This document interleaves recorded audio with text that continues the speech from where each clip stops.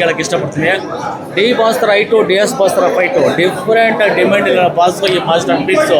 ಹಬ್ಬ ಹಾಕಿರೋ ಆಲ್ದಮರದಲ್ಲಿ ಆಟ ಆಡೋ ಈ ದುನಿಯಾದಲ್ಲಿ ಅಣ್ಣಂದು ಒಂದು ಸ್ಟ್ಯಾಂಡಿಂಗು ಇಂಡಸ್ಟ್ರಿಯಲ್ಸ್ ಅಂತ ಪ್ರೇಮಿಂಗ್ ಕ್ರಿಯೇಟ್ ಮಾಡೋವೆ.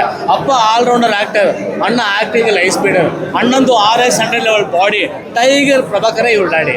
ಇನ್ನು ಈ ಸಿನಿಮಾ ಬಗ್ಗೆ ಹೇಳೋದಾದ್ರೆ ಸರ್, ನಾವು ನಂಬ್ಕೊಂಡಿರೋ ಒಂದು ಸಂಬಂಧಿಕರು ಯಾವ ರೀತಿ ನಮಗೆ ಮೋಸ ಮಾಡ್ತಾರೆ, ಅಂಥ ಒಂದು ಮೋಸದಿಂದ ಒಂದು ಅನಾಥನಾಗಿ ಯಾವ ರೀತಿ ಒಬ್ಬ ಬರ್ತಾನೆ, ಆ ಒಬ್ಬನ ಲೈಫಲ್ಲಿ ಹೀರೋಯಿನ್ ಬಂದರೆ ಅವರ ಲವ್ ಸ್ಟೋರಿ ಹೇಗಿರುತ್ತೆ, ಇಂಥ ಒಂದು ಸನ್ನಿವೇಶ ಇಟ್ಕೊಂಡು ಮಸ್ತಾಗಿ ಮಾಡಿದರೆ ಸಿನಿಮಾದಲ್ಲಿ ಫಸ್ಟಿಂದ ಲಾಸ್ಟ್ವರೆಗೂ ವಿನೋದ್ ಪ್ರಭಾಕರ್ ಅವರು ಉಗ್ರನ ರೂಪ.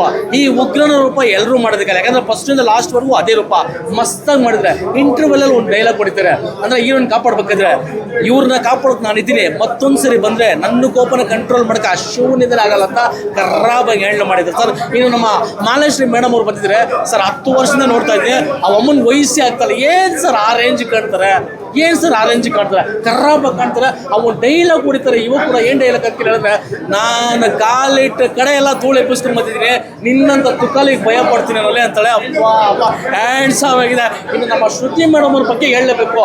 ನೀವೆಲ್ಲೋ ತೆಲುಗು, ತಮಿಳು ಮತ್ತು ಬಾಲಿವುಡ್ಡಿಂದ ತೊಗೊಂಡ್ಬರ್ತೀರಿ ಏನೋ ವಿಲನ್ಗಳಿಗೆ. ಸಾರ್ ಕರ್ರಾಬಾಗಿ ಮಾಡೋರು ಸಾರ್, ನಾನು ಊಹೆ ಮಾಡ್ತಿಲ್ಲ, ನೋಡಲೇಬೇಕು. ಪ್ರತಿಯೊಬ್ಬರು ಕರ್ರಾಬಾಗಿ ಹ್ಯಾಂಡಲ್ ಮಾಡೋರೆ.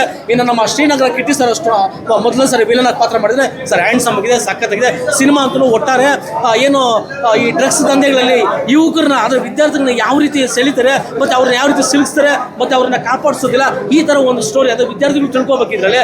ಮತ್ತು ಇನ್ನು ಈ ಅಂದರೆ ದುಡ್ಡು ಮತ್ತು ರಾಜಕೀಯ, ಈ ಒಳ್ಳೆ ಬ್ಯಾಕ್ಗ್ರೌಂಡ್ ಇರೋಂಥವ್ರು ಹೆಣ್ಣು ಮಕ್ಕಳನ್ನ ಯಾವ ರೀತಿ ರೇಪ್ಗಳು ಮಾಡ್ತಾರೆ, ಅವ್ರ ವಿರುದ್ಧ ತಡೆದ್ರೆ, ಅಂದರೆ ಹೆಣ್ಣು ಮಕ್ಳು ಏನಾದ್ರು ನಡೆದ್ರೆ ಅವ್ರನ್ನ ಯಾವ ರೀತಿ ಮೋಸ ಮಾಡ್ತಾರೆ, ಸಾಯಿಸ್ತಾರೆ, ಹಿಂಸೆ ಕೊಡ್ತಾರೆ ಅನ್ನೋದು ಸ್ಟೋರಿ ಸರ್. ಕುಟುಂಬ ಸಮೇತ ನೋಡ್ಬೋದು. ಜೈ ವಿನೋದ್ ಪ್ರಭಾಕರ್.